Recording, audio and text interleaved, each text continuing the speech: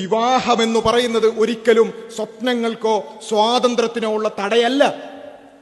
ഇസ്ലാമിനെ സംബന്ധിച്ചിടത്തോളം ഒറ്റക്കാരിയെ പറയുന്നുള്ളൂ, ഈ സാമ്പത്തിക ഉത്തരവാദിത്വം സ്ത്രീകൾക്കുമേൽ അടിച്ചേൽപ്പിക്കാൻ പാടില്ല. സാമ്പത്തിക ഉത്തരവാദിത്വം അത് പൂർണ്ണമായും പുരുഷനാകുന്നു. ഒരു കുടുംബത്തിന്റെ സാമ്പത്തിക ഉത്തരവാദിത്വം അത് പുരുഷന്റെ ബാധ്യതയാണ്. അത് സ്ത്രീക്കൊരിക്കലും കൊടുക്കാൻ പാടില്ല എന്നാണ് ഇസ്ലാം പറയുന്നത്. അപ്പൊ നമ്മൾ ചിന്തിക്കും, അതെന്താ അങ്ങനെ?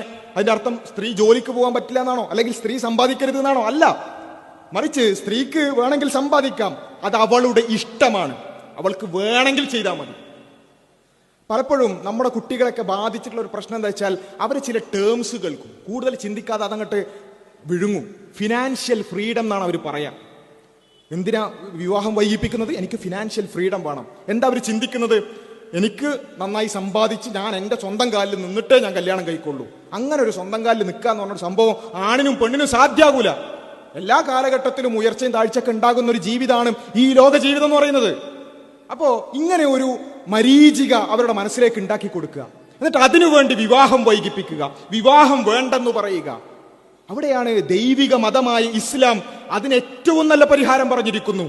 സ്ത്രീക്ക് വേണ്ടത് ഫിനാൻഷ്യൽ ഫ്രീഡം. എങ്ങനെ ഫിനാൻഷ്യൽ ഫ്രീഡം ഉണ്ടാവുക? ഒരാൾക്ക് ഉത്തരവാദിത്തം ഉണ്ടെങ്കിൽ അതൊരിക്കലും ഫ്രീഡല്ല. ഉത്തരവാദിത്തം ഉണ്ടെങ്കിൽ ഫ്രീഡല്ല. അങ്ങനെ ഒരു പുരുഷൻ ഒരിക്കലും ഒരു ഫിനാൻഷ്യൽ ഫ്രീഡം ഇസ്ലാമിൽ ഉണ്ടാവില്ല. കാരണം എന്താ? പുരുഷൻ സമ്പാദിക്കുന്നുണ്ടെങ്കിലും ആ സമ്പാദിക്കുന്നതിന്റെ വലിയൊരു അളവ് അവന്റെ ഭാര്യയ്ക്ക് വേണ്ടി, അവന്റെ ഉമ്മക്ക് വേണ്ടി, അവന്റെ കുടുംബത്തിന് വേണ്ടി അവൻ ചെലവഴിച്ചിരിക്കണം, നിർബന്ധമാണ്. അങ്ങനെ ഒരു നിർബന്ധിതാവസ്ഥ ഉണ്ടെങ്കിൽ അത് ഫ്രീഡല്ല. എന്നാൽ സ്ത്രീക്ക് ഫിനാൻഷ്യൽ ഫ്രീഡം ഉണ്ട് ഇസ്ലാമിൽ. എന്താ അതിന്റെ അർത്ഥം?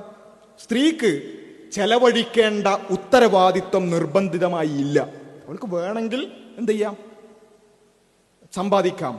വേണമെങ്കിൽ അവൾക്ക് അത് ഉപയോഗിക്കാം. വേണമെങ്കിൽ അത് കുടുംബത്തിന് വേണ്ടി ഉപയോഗിക്കാം, അല്ലാത്ത രൂപത്തിൽ ഉപയോഗിക്കാം.